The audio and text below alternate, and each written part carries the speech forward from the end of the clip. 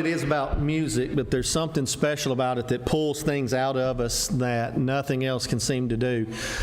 I'm 47 years old this year, and my first grandson was born just a few months ago, and I'm finding as the years begin to pile up like mileage on my 2012 Dodge Journey out there, that tears and emotions come forth a lot easier than they used to. The first time I can remember, now it may not literally be, but the first time I can remember a song moving me to tears, and now y'all don't laugh at me when I tell you this, it happened when I was probably 14, 15 years old. My mom had won a CD player, like a 5-disc CD changer stereo. Now, we'd never had a CD player. We'd never had a CD. We still used the old-fashioned tape decks. And after services, parents, please explain to your children what I'm even talking about, because this is going to completely go over their head.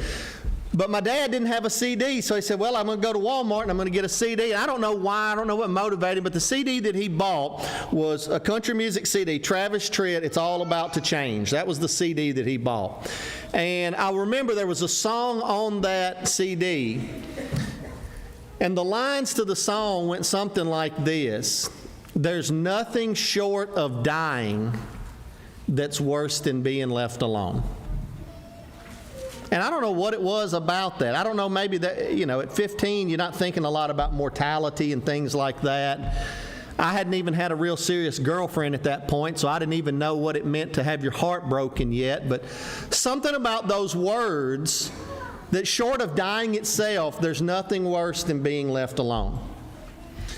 The song that we just sang, written by H.G. Spofford, the story that I was told about that song is that his wife and his daughters were on a transatlantic ship, and he was supposed to join them over in Europe later.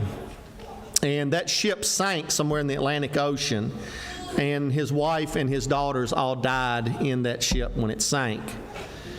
And the story is told that he rented a boat and had that boat captain take him to the spot where his daughters and his wife lost their life in that drowning. And on that spot, he penned the poem that would later become the music added by P.P. Bliss, the song that we sang, It Is Well With My Soul. I've thought about that many times whenever I've sat in services and sang that song. In fact, a lot of times I don't sing that song. I didn't really tonight because I can't. I get too emotional. Knowing the backstory, it's just too hard for me to sing as a husband, as a father, as a grandfather, to try to put myself in the position that he was in of having lost so much that was of so much value to him. And yet, out of that tremendous pain, how alone he must have felt sitting in that boat in the middle of the Atlantic Ocean, grieving the loss of the people that he loved the most. And yet, it was out of that pain and loneliness that he penned what is one of the most beautiful songs that we sing.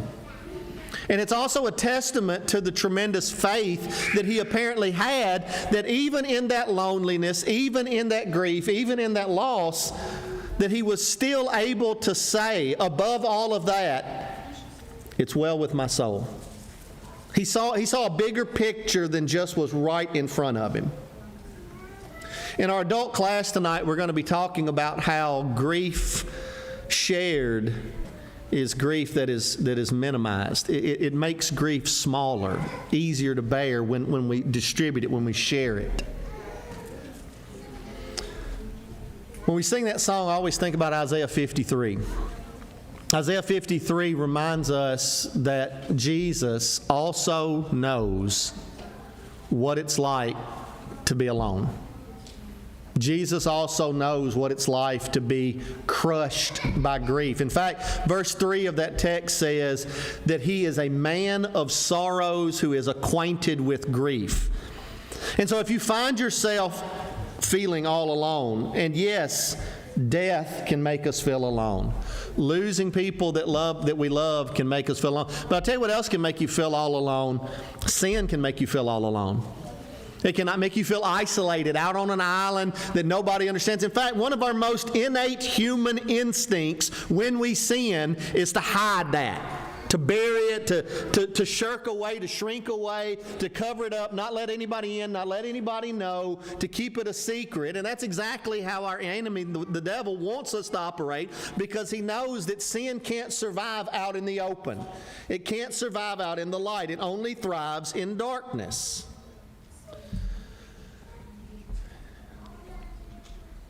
And so whenever I read Isaiah 53, it reminds me that whatever the reason for my loneliness, it could be that I've been abandoned and forsaken by people that I thought were my friends.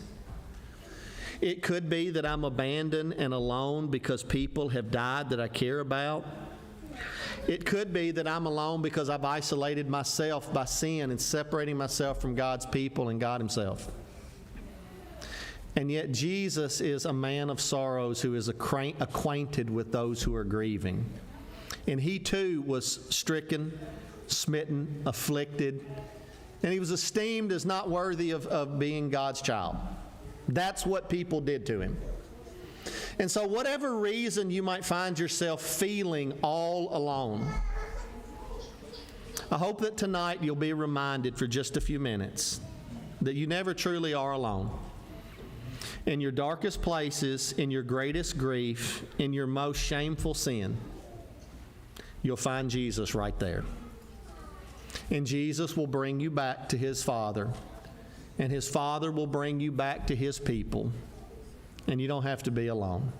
Maybe tonight somebody wants to take that first step back toward the light, back toward the family of God, back toward the people of God, back towards a reconciled relationship with God Himself. That might mean that you need to be baptized into Jesus for the first time in your life. Or that might mean that you just need to come back to God's family and acknowledge sin that is separated between you and God. This is a perfect opportunity, and we're all going to blend our voices. Nobody's going to be singing alone tonight. We're all going to blend our voices together as one voice to encourage you that if you're thinking about making that decision, this is the little push, the little encouragement that you need to make that decision right now, while we stand and while we sing together.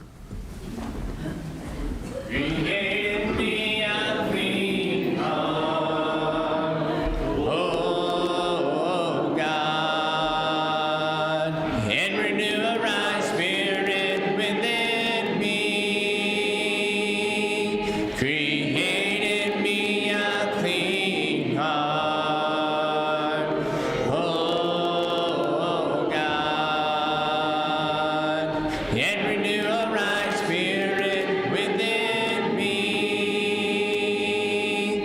Cast me not away from your presence, O Lord, and take not your Holy Spirit from me. Restore unto me the joy of my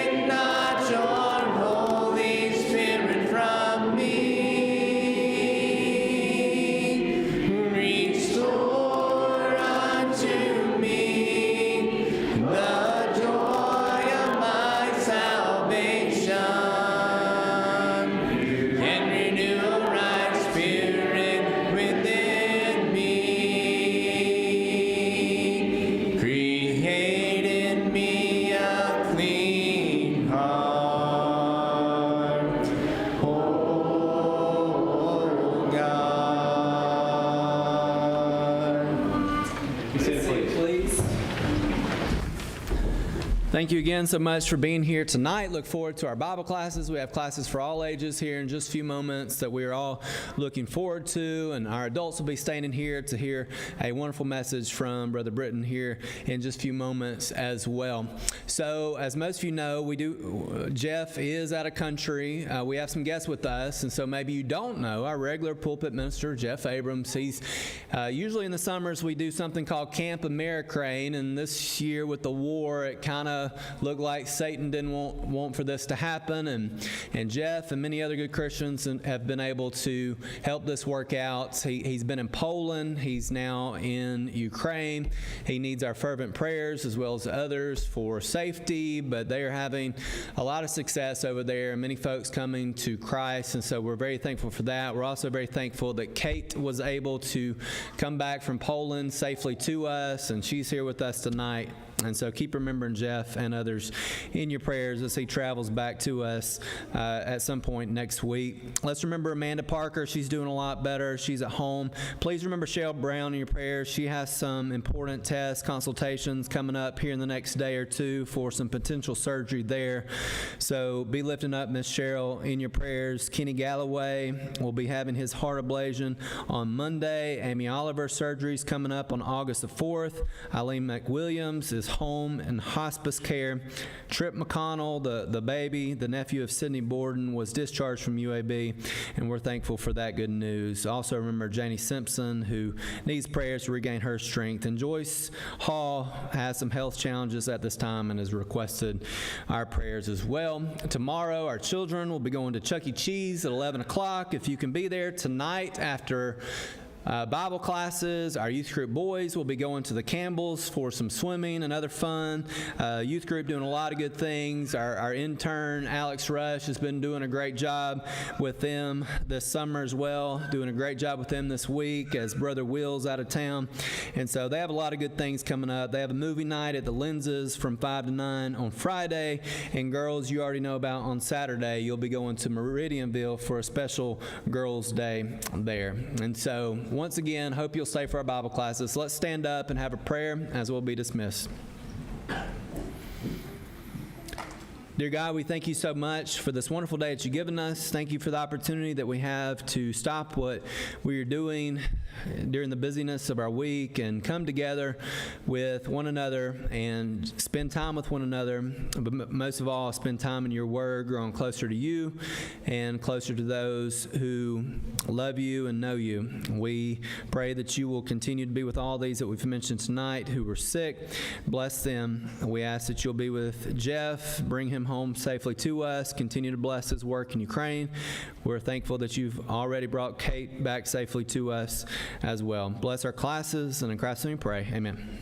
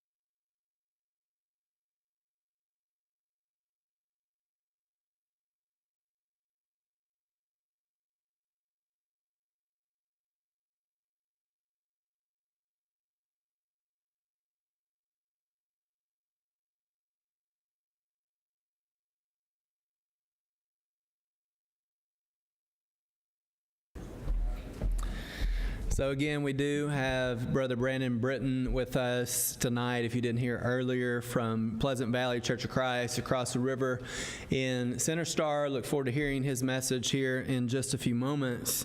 But just a few things about him. He married his high school sweetheart, Jade, for almost 30 years, and they have 2 sons and just had his first grandchild, like he mentioned earlier. He's been preaching, sounds like all over the Southeast for about 25 years, but he's originally from Pulaski, so not from too far down the road. So once again, look forward to hearing your message tonight.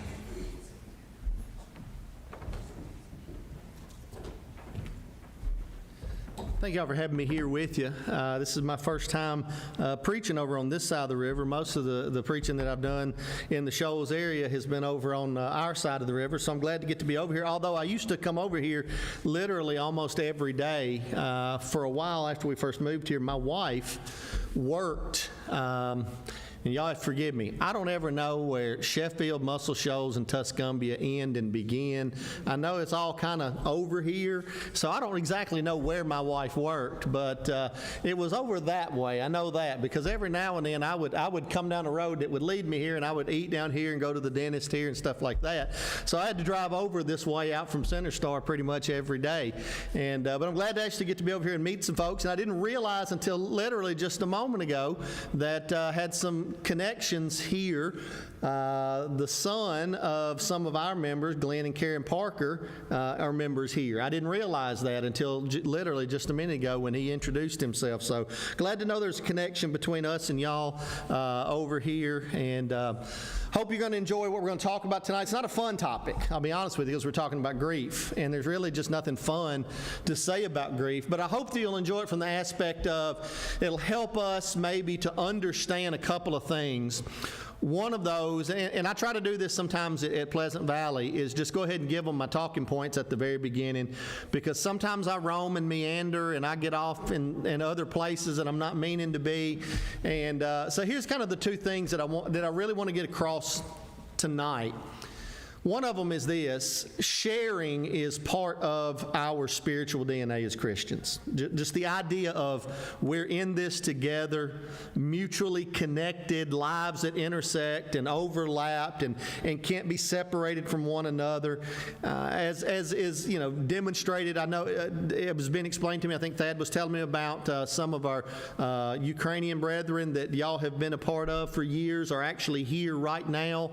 And the lives that are normally would be separated by so much distance and culture and so many things, and yet, lo and behold, look at these lives being shared.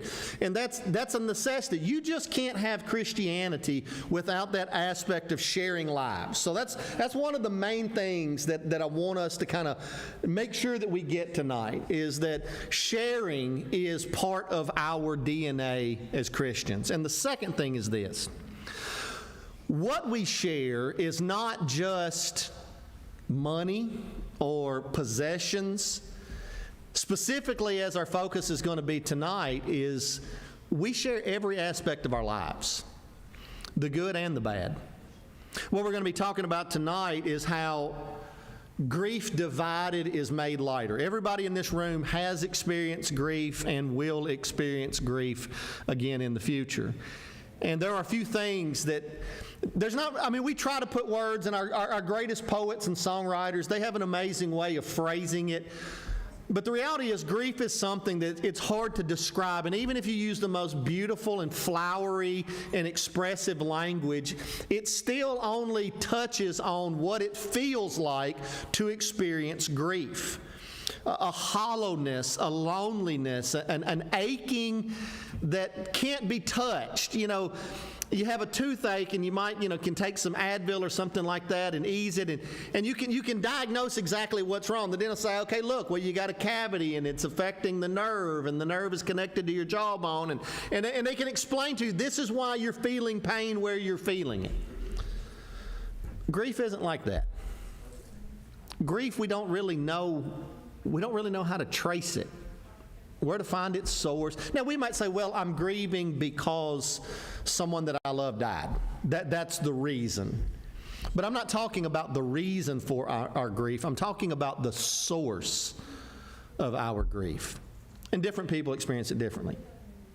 Some people, it's this. Y'all remember the video that went around a few years ago? It would just break your heart when you saw it. It was little kids. I don't know how old they were, maybe 2 years old, and they were playing with one another, and one of them wasn't sharing with the other one, and the little boy in the video said, "That hurt my heart." And it was just the most pitiful little thing, because that was the best way he knew to describe what he felt when he felt excluded. He felt like he was being left out. And at that little bitty age, instinctively, he knew to say, "That hurt my heart." Sometimes, though, we might say our heart. Other times, have you ever felt grief in your stomach? You ever had that sick feeling in your stomach? That dull ache, that hollowness. It comes out in a lot of different ways. Sometimes we feel our grief in our head. It's just, have you ever experienced grief to the point that you can't think straight? People are asking you, very simple questions, and you can't think. You see this a lot of times right after a death. When people show up at the house and they're asking, and they say, "Okay, when was the last time you ate something? Let me fix you something to eat. When was the last time you ate?" And you're like,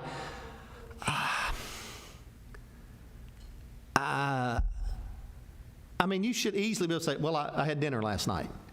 I haven't eaten since then." But even something that it's just like your brain is just clogged up by grief. Sometimes we feel it in our throat. You ever had that experience? Your throat feels like it just tightens up, it draws up into a knot, and you can't even, it's like swallowing takes all the effort that you have. And you try to get words out and they won't come out.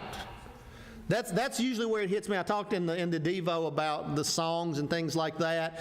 My boys, listen, I have a 27-year-old and a 24-year-old. And going back to when they were like young teenagers, they had this favorite game that they loved to play, and they still love to play it. They're in the car with me right now. I promise you, if we're on a trip driving and they're in the car, at some point they want the auxiliary cord to control the stereo, and they want to play music. And without fail, at some point, they'll kind of get to talking to each other, and they'll get to nudging their mom or their wives, and they'll be like, "Hey, watch this. And they'll pull up a song. They know that the songs I can't sing.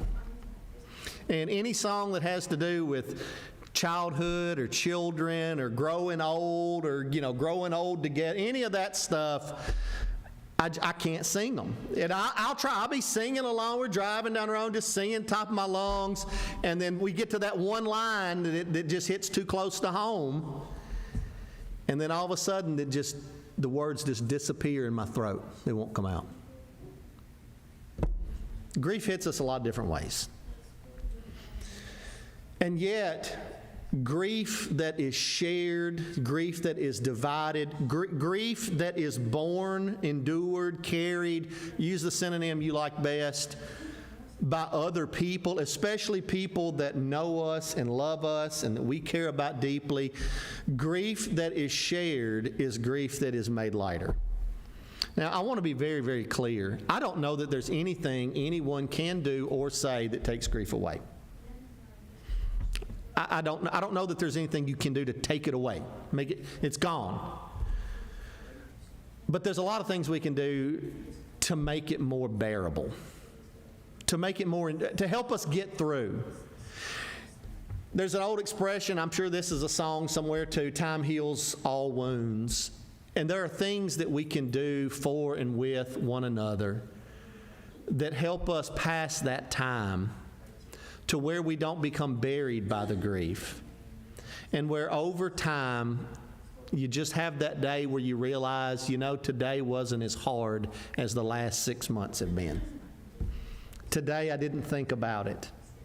Today I made it all the way to lunch before I thought about it.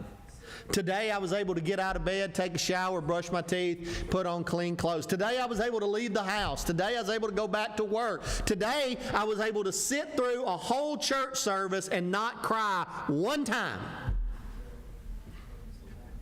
Grief shared, grief divided is grief that's made lighter. Now, I'm going to talk in a minute about the importance of that and maybe even make some suggestions about what we can do to that. But before we do that, I want to go in kind of a weird direction, maybe at least it seems at first. I think there's a real good reason for it. I think we actually need to start by looking in the complete opposite direction. What we're trying to end up is that when we share grief, when we distribute the load of grief amongst many of us, then it becomes lighter, it becomes easier to bear, we can make it through it. But before we head in that direction, I think we need to be reminded of the fact that oftentimes we go in the other direction. Just as we can bear grief together, sometimes we're guilty of actually multiplying grief, doing literally the opposite thing, causing grief, being the source of grief, adding to someone's grief. Now, I don't think that there's any single one of us that ever does that knowingly, intentionally, and with purpose. I don't think that that's how our minds ever operate. And if it does, that's a sign of a very warped heart. That would be troubling. And yet, it's also troubling to me that I don't ever try to cause grief. It's never like my intention. This is what I want to happen here. I want to give you greater grief in your life. I want to make you grieve. I want to make you hurt. I want to make you suffer. I don't ever have that intention, and yet it's so easy for me to do that. That part is troubling to me, is how easy it is for me to cause grief and to multiply grief. And I think it's true of all of us. As Thad mentioned in the bio, whenever Eli was one who texted me and asked me for a biography, and I hate those things. I hate when people ask for those biographies. I never know what to say. Y'all, I'm just not an interesting person. I told Thad I am spectacularly boring. There's just really nothing about my life that is exciting or worth talking about. But one of the things that was mentioned, I always mention, is my wife and I met when we were 17. She moved to Pulaski, Tennessee from Tupelo, Mississippi. And we started dating the day we met, and almost next year will be 30 years that we've been together. We've only been married for 28 years. This year will be our 28th wedding anniversary. But if she was here right now, she would amen this. We've been married for 28. We've been happily married for about 12. Verse 16, that's another story for another day. We had a lot of stuff to learn about how to love each other.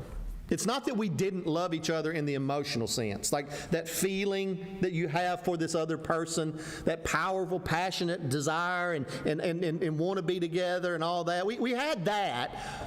But we didn't have the 1 Corinthians love down. The 1 Corinthians 13 of this is what love actually looks like. Emotion, that's a part of love. Yeah, that's absolutely that's a facet of love, but it's not the totality of love. And so we had a lot to do to learn how do you really love another human being? What are the things that you do and you don't do that truly love another human being? So we had a lot to learn. And one of the things that we learned over the course of time is we got to this point where we recognized with one another and we accepted that if and when I hurt you, and I will hurt you, inevitably I will disappoint you, I will cause you grief. But when I do, I need you to know that I've never hurt you on purpose. I never thought to myself, this is going to hurt her and I don't care. Good. I've never done that. Now, that doesn't mean I haven't hurt her tremendously many times. But it was important that she learned that it wasn't on purpose, because motives matter. I'll give you an example of how motives are different. Say I'm in the kitchen and I'm trying to get something open, and I'm fooling with it, and I'm working with it, and I'm trying my best to get it open. And in the process of me fooling with this, she walks up from behind me, and in the process of trying to get this thing open, my hand slips off, and what happens is my fist comes back and hits her in the face and busts her lip. That's going to hurt, right? It's going to cause grief, right? You're going to have that immediate emotional response of somebody just punched me in the mouth. I didn't do it on purpose. I wasn't trying to hurt you. I wasn't trying to hit you. It was an accident. Now, just because it's an accident doesn't mean it doesn't hurt. It still hurts just the same.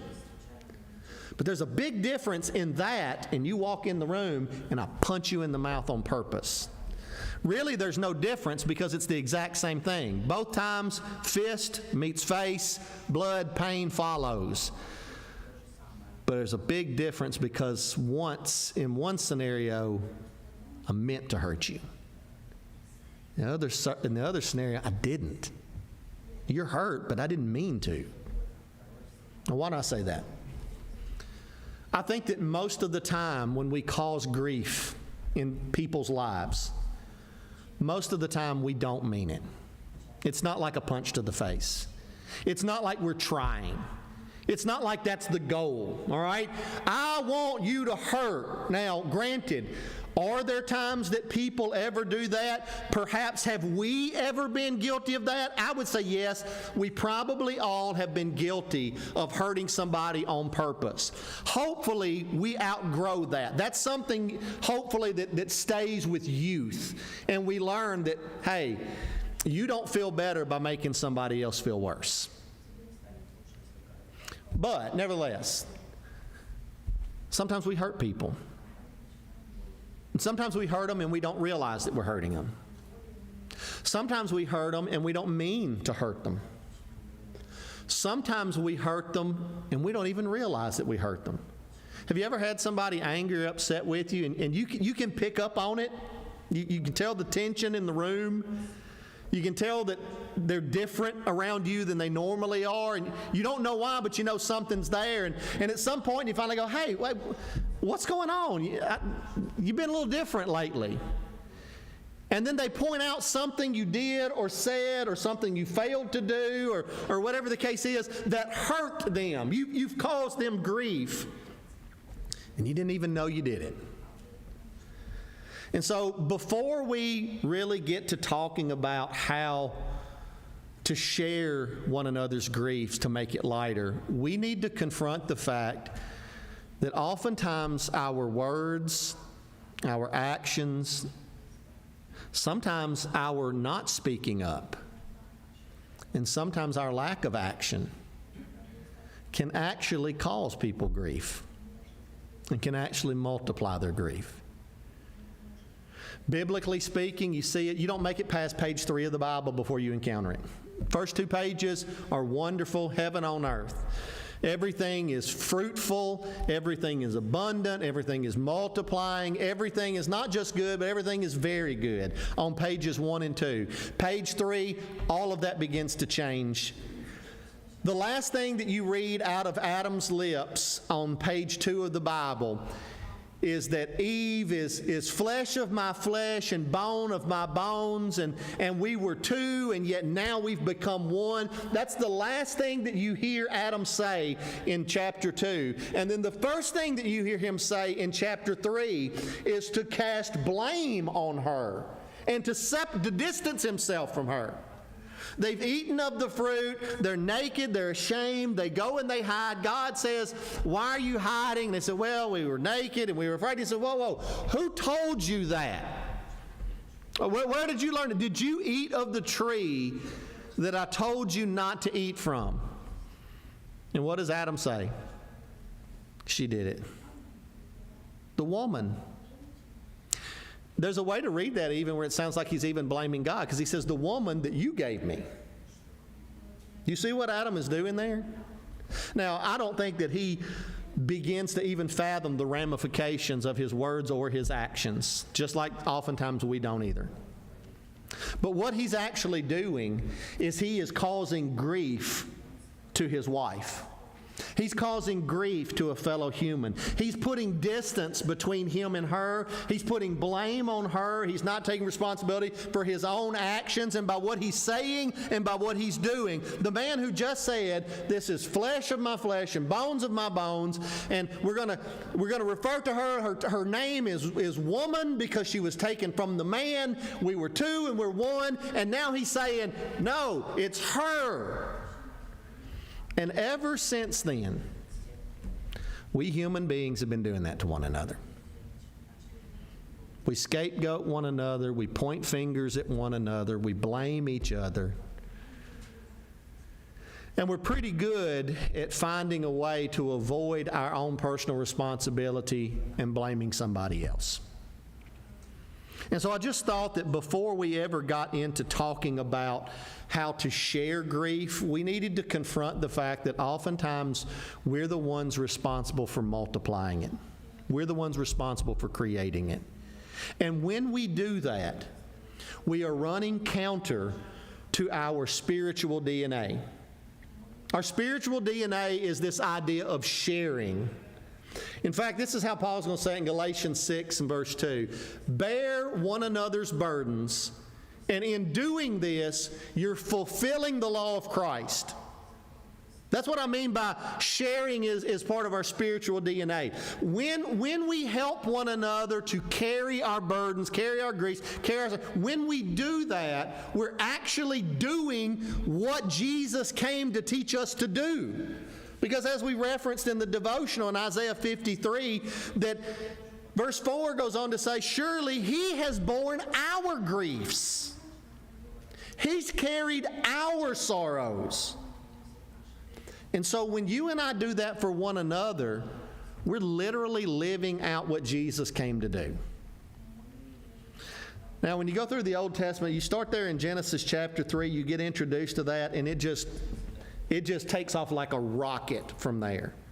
The very next page, you're going to see how grief gets multiplied with the story of Cain and Abel, with the story of Lamech and him collecting wives almost like they're trophies because he's trying to make a name for himself. He's trying to make a great name for himself, and he thinks that by having power over and collecting these wives that is going to give him a great name. And by the time we get to Genesis chapter 6, humans have become so adept at multiplying grief that we have actually filled the earth with violence and death to the point that God has to carry out an act of uncreation. Genesis 1 and 2, we get the story of creation. Genesis 6 through 9, we get the story of uncreation. God kind of undoes everything that Remember how Genesis 1 began? In the beginning, God created the heavens and the earth was what? Without form and void, the way the King James read. Darkness was upon the face of the waters as these waters covered the earth. And then the Spirit of the Lord descends upon the waters and hovers over it, kind of like a bird broods over her nest before she lands. And then God causes dry land to appear, and He separates the waters above and below. And with just a few pages, now all of a sudden we have this beautiful thing that we know as creation. Have you seen the pictures this last week of the telescope that's looking deeper and clearer into the universe than we ever have before? You look at that and you're just dumbfounded at the beauty and the majesty and the power of God. You understand why David said the heavens declare the glory of God and the firmament shows His handiwork. But then you also understand why David would also write, when I consider the heavens the work of your hands, what is man that you even notice us? That you even see?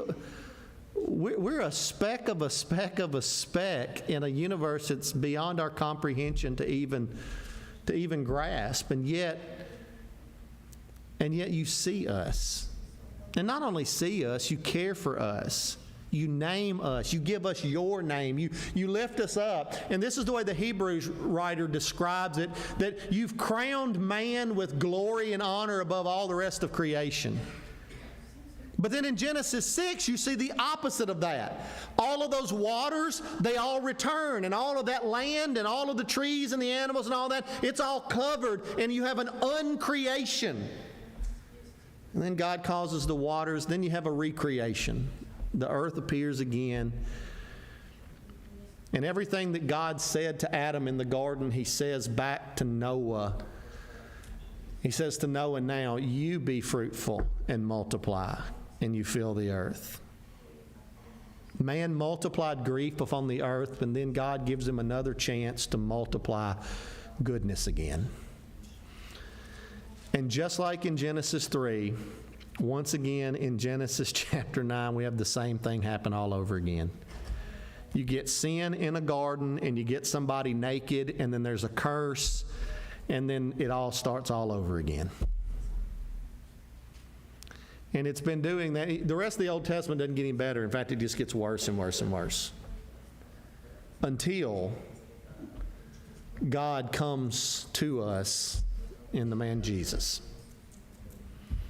Jesus is the one who came to restore that blessing from Genesis 1 and 2. Now, how did he do it? By taking on the curse for us. By allowing himself to bear our griefs. That's the whole point of Isaiah 53. That all of our griefs, all of the grief that we have multiplied, it's all placed upon him, and he gets crushed under the weight of it the same way that a grape gets crushed in a wine press. But you know, it's in crushing that grape in the wine press that you get this thing called wine. The juice that comes forth. That Jesus is going to take on the night before he's crushed and say, now this cup, this juice is my blood, and it's the New Testament, the new covenant that I'm making with humanity. And when you drink it, I want you to remember what this is and what I've done and why I'm doing it and all of that. And here, 2,000 years later, we're still doing that and we're reflecting back on it. But don't ever forget that it was all of the grief that we multiplied and filled the earth with that was placed upon him, that crushed him, that brought that about. And so he has borne our griefs, Isaiah 53:4 says. When Jesus is resurrected and ascends back to the Father, he unleashes his disciples to then begin preaching the gospel to every creature. And that begins in Acts chapter 2. And we get down to about verse 41 and 42, right in there, and the multitude that hears this message of Jesus. We're told that about 3,000 that day were baptized and added to that community of believers. But I want you to notice what is the very first demonstration of their character as a Christian. The very first thing that we're told is that they began to share their lives with one another. The first thing we're told is not about their doctrinal beliefs. The first thing that we're told is not about their organization, as far as their hierarchy and leadership and all of that. The first thing that we're told about this new community that's born out of the resurrected Jesus is that they had all things common.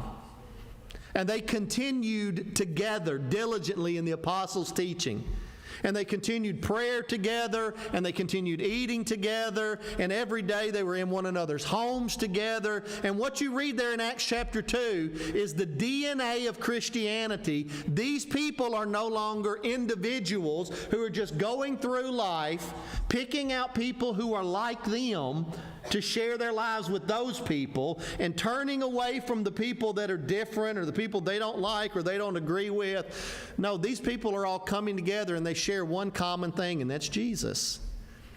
And because they share that, they share their lives. And all you have to do is just start rolling through the book of Acts, and you just see it over and over and over again. Now again, this shouldn't come as a surprise, because this is what we witnessed Jesus do while he walked the earth. You remember John chapter 11? Lazarus is sick and he's on his deathbed and everybody's grieving, and where's Jesus? If Jesus is here, Jesus would fix this. When Jesus shows up, Lazarus is already dead. He's dead. He's buried. Funeral's over. He's been in the grave now for 4 days. What does Jesus do when he arrives and he sees Mary and Martha, his brother, his sisters, and his family, his community in Bethany? They're all crying. And what does Jesus do? Jesus shares in their grief. Jesus weeps with them. Because grief divided is grief that is made lighter. And then Jesus does what Jesus always does. Jesus turns sadness to joy. Jesus wipes away all tears. To use Old Testament language, he gives us beauty for ashes. Now, here's how we'd say this today. You know, the Hebrew people, they had this cultural tradition about the way that they grieved that was very visceral. It was very outwardly expressive. They would take ashes and they would rub them on their face to darken their face, because it was a visual symbol that this person is in mourning. They're grieving. And so what are we told that God does? God says, I will give you beauty for ashes. Instead of this darkened face that you have, we might say it like this. God says, look, I'll put makeup on you, make you pretty. I'll hide all the blemishes. I'll put joy on your face. I'll take away the grief and I'll replace it with joy. And so when Jesus shows up, that's what happens. Lazarus, come forth. And the funeral becomes a celebration. That's Jesus' life on the earth. And so Jesus today still lives on the earth, but he lives on the earth through his people, his church. And the first thing that we encounter about his body, the church, in Acts chapter 2, is that they shared in everything. And as you just turn pages in the book of Acts, you just keep running into it. What do they do? What do they do when Peter gets arrested and they think Peter's going to be executed? They all come together and they pray together. What do they do in Acts 8 in verse 2 when Stephen is executed? Devout men go and they get his body, and then it says, and they carried out his body and they all grieve together. What do they do when in chapter 4 when some of the, keep in mind, a lot of these people who were baptized in Acts chapter 2 had traveled from all over the Roman Empire to be there. And they came there with the plan of staying probably at most from Passover to Pentecost. And then after the day of Pentecost, they'll go back home. Well, when they became part of this new community of believers called the church, they stayed. Well, they weren't prepared to stay permanently. They run out of money. They run out of supplies. And what do? Not a problem. Because the other Christians came and brought what they had and shared with them. In fact, there's going to be some who are not going to have food. There's going to be widows who don't have the means of acquiring food. So what do? Every day they have a distribution of food to make sure that those widows get the food that they need. And they appoint men to be in charge of it to make sure that those people, that segment of their community, doesn't go hungry. And then the rest of the book of Acts is just example after example of them sharing, even to the point of going and selling property and possessions in order to meet needs. Because sharing is part of the DNA of Christianity. 1 Corinthians 12, Paul's going to use an illustration of a human body. He says it's got a lot of different parts, and each of them have their own unique jobs and functions that they do, and yet they all share one thing in common. Everything that every part of the body does at some level is mutually beneficial to the body as a whole. And then he transitions. He says, and that's why we rejoice whenever somebody else rejoices. What's your instinct whenever you get good news? You've been hoping to get some job, a promotion, a raise, and you finally, what is your instinct? To tell people, right? You want to share it. You want to call somebody, hey, guess what? I got that job I was hoping for. You want to share your joy, because joy shared is multiplied. Now, Paul turns around and he also says, and grief that is shared is made lighter. And that's why we weep with those who weep. And that's why we bear one another's burdens, because that's what Jesus did. And we're his body on earth today. So let me close. By the way, does that mean, was that a fire alarm, or is that about time to wrap up? Is that what that was? 5 minutes kind of thing? That was 3 minutes ago, so I got 2 minutes. Okay. All right, well, let me close then with a couple of suggestions for us about how to help other people bear their grief. As I mentioned a moment ago, just know that, especially when you're talking about people who are dealing with death, there may not be anything that you can do or say to make things better. We've experienced very close, very painful death in our family. And I was so grateful for my Christian family in that. I was so grateful for everything they did. They made life so much easier in so many ways. There were so many details we didn't have to worry about because they just took care of it. And we could focus on the stuff that only we could do. But there was not a single thing that anybody said or did that made it hurt less when my mother-in-law died a couple of years ago. There's not anything anybody can do or say that makes that not hurt. So just know there's nothing you can do or say that's going to make everything okay. But there are a lot of things you can do and say that can make things worse. We feel this compulsion sometimes when we're standing at the head of the casket, you know. We just feel that urge that we like, what do I say? I got to say something. Listen, if you don't know what to say, that's okay. In fact, it might be better not to say anything or say little things like, I love you. I'm here. I'm not going anywhere. I'll be here through it all. You can say things like that. But just know that just being there, just your presence is part of helping to divide that grief and make it lighter. They feel alone on the inside. I talked about that a moment ago, that hollow feeling, that sick feeling of, when you're grieving. They already feel that on the inside, but we can make sure that they don't experience that on the outside. So if you want to help divide grief, sometimes the only thing you need to do is just let people know, look, I'm here and I'm going to be here. And let me give you one little piece of advice. Don't just say it and don't just let them know it, but actually do it. Be there when the funeral's over. The first few days are tough. Yeah, they're always hard, but you know what? That's when everybody's there. The funeral homes, everybody's coming and viewing the body and all that. But after the burial, most of us just going back to our regular lives. We go back to work, go back to school, go back home, cut the grass, go to the movies. They're going home to empty houses or an empty chair at the dinner table or an empty recliner in the living room or an empty seat in the car or an empty spot beside them in the pew at church. Some of the best ways we can help bear people's grief is show up after the wave passes.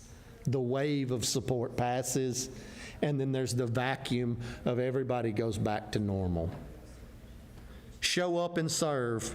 My wife is the one who taught me this.